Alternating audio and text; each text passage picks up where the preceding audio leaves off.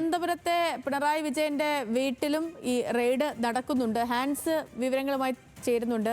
Hans, ഇപ്പം നിലവിൽ മനസ്സിലാക്കുന്ന അനുസരിച്ച് ED റെയ്ഡ് സംസ്ഥാന വ്യാപകമായിട്ട് CMRLുമായി ബന്ധപ്പെട്ടുള്ള എല്ലാ സ്ഥാപനങ്ങളിലും ശശിധരൻ കർത്തയുടെ വീട്ടിലും വീണ വിജയന്റെ വീട്ടിലും മുൻ മന്ത്രി മുഹമ്മദ് റിയാസിന്റെ വീട്ടിലും അടക്കം നടക്കുന്നു. ഇപ്പോൾ തിരുവനന്തപുരത്തെ സാഹചര്യം എന്താണ്?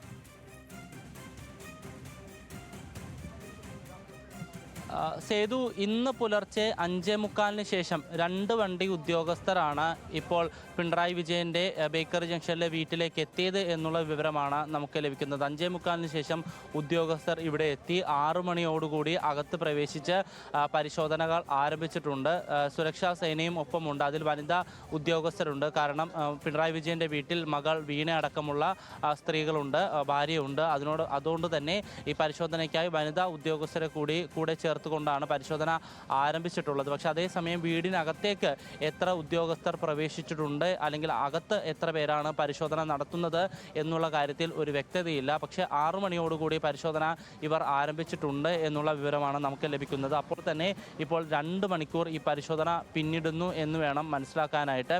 ഇതുവരെയും ED വൃത്തങ്ങൾ ഏതെങ്കിലും തരത്തിൽ അകത്ത് പ്രവേശിച്ചവർ പുറത്തേക്ക് ഇറങ്ങുകയും ചെയ്തിട്ടില്ല. അവർ പരിശോധന തുടരുകയാണ്. അതേസമയം ഈ സംസ്ഥാനത്ത് 12 ഇടങ്ങളിൽ, അല്ലെങ്കിൽ സംസ്ഥാനത്തിനകത്തും പുറത്തുമായി 12 ഇടങ്ങളിൽ ED റെയ്ഡ് നടക്കുന്നുണ്ട് എന്നുള്ള ഒരു പുതിയ വിവരമാണ് നമുക്ക് ലഭിക്കുന്നത്. അതിൽ ഒന്ന് കണ്ണൂർ പിണറായി പണ്ഡ്യാലമുക്കിലെ വീട്ടിലാണ്. രണ്ടാമത്തതാണ് തിരുവനന്തപുരം ബേക്കറി ജംഗ്ഷനിലെ അദ്ദേഹത്തിൻ്റെ വാടക വീട്. പിന്നീടുള്ളത് വീണ വിജയൻ്റെ ബംഗളൂരുവിലെ ഓഫീസിലാണ്.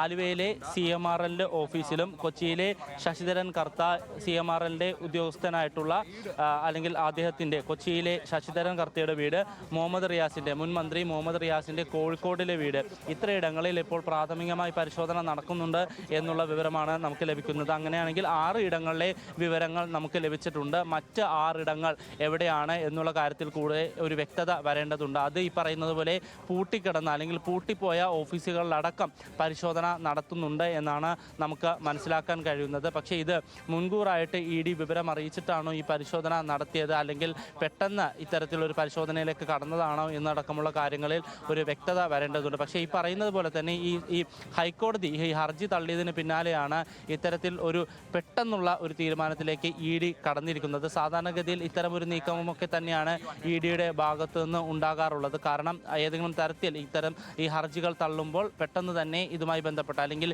ഈ കേസുമായി ബന്ധപ്പെട്ട് പ്രതിപട്ടികയിലുള്ള ആളുകൾ തെളിവുകൾ നശിപ്പിക്കാതിരിക്കാൻ തന്നെയാണ് ED പെട്ടെന്ന് ഇത്തരത്തിലുള്ള റെയ്ഡ് നടത്തുന്നത്. സ്വാഭാവികമായിട്ടും ലോക്കൽ പോലീസിനെ അറിയിച്ചിട്ടില്ല.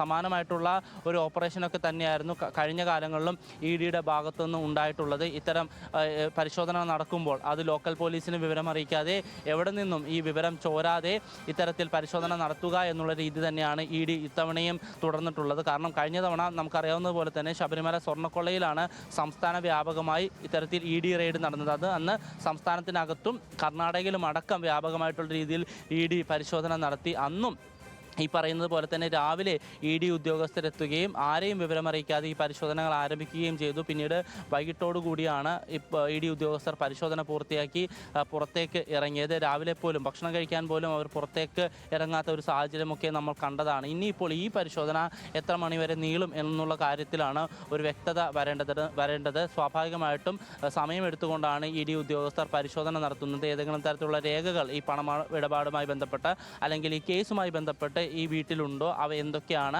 ആ കാര്യങ്ങൾ പരിശോധിക്കുക. ഇനിയിപ്പോൾ വീണ വിജയനോടും മറ്റുള്ളവരോടും ഏതെങ്കിലും തരത്തിൽ ചോദ്യങ്ങൾ ചോദിക്കുമോ എന്നുള്ള കാര്യത്തിൽ ഒരു വ്യക്തതയില്ല. അത് നമുക്ക് കൂടുതൽ വ്യക്തത അല്ലെങ്കിൽ വിവരം ലഭിക്കേണ്ടതുണ്ട്. പക്ഷേ രേഖകളടക്കം ഈ വീട്ടിലുണ്ടോ, അവ ഏതൊക്കെയാണ് എന്നടക്കമുള്ള കാര്യങ്ങൾ ED ഉദ്യോഗസ്ഥർ പരിശോധിക്കും. ഏതെങ്കിലും തരത്തിൽ ആ രേഖകൾ കൊണ്ടുപോകേണ്ട ഒരു സാഹചര്യമുണ്ടെങ്കിൽ അവ കൊണ്ടുപോകുകയും ചെയ്യും. എന്തായാലും സംസ്ഥാന വ്യാപകമായി വീണ്ടും ED ഒരു ഓപ്പറേഷനിലേക്ക് കടന്നിരിക്കുകയാണ്. കള്ളപ്പണ ഇടപാട് ഈ CMRL എക്സാലോജി കേസുമായി ബന്ധപ്പെട്ട് നടന്നിട്ടുണ്ടോ എന്ന് പരിശോധിക്കുന്നതിൻ്റെ ഭാഗമായിട്ടാണ് ED ഈ അന്വേഷണം നടത്തുന്നത്.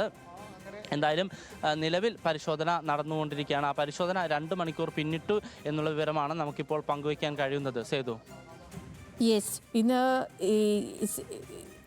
പിണറായി വിജയന്റെ മകൾ വീണ വിജയനുമായി ബന്ധപ്പെട്ട് നിൽക്കുന്ന കേസിൽ, മാസപ്പടി കേസിൽ EDക്ക് ആശ്വാസമായുള്ള കോടതി വിധി വന്നത് ഇന്നലെയാണ്. ഇന്നിപ്പോൾ സംസ്ഥാനത്തുടനീളം 12 ഇടത്തായി റെയ്ഡ് നടക്കുകയാണ്. 12 ഇടങ്ങളിൽ റെയ്ഡ് നടക്കുന്നു. ഇ ഡിയുടെ കണ്ണൂർ പിണറായി പണ്ഡ്യാലമുക്കിലെ വീട്, തിരുവനന്തപുരം ബേക്കറി ജംഗ്ഷനിലെ വാടക വീട്, വീണയുടെ ബംഗളൂരുവിലെ ഓഫീസ്, ആലുവയിലെ CMRL ഓഫീസ്, കൊച്ചിയിലെ ശശിധരൻ കർത്തയുടെ വീട്, മുഹമ്മദ് റിയാസിന്റെ കോഴിക്കോട്ടെ വീട്.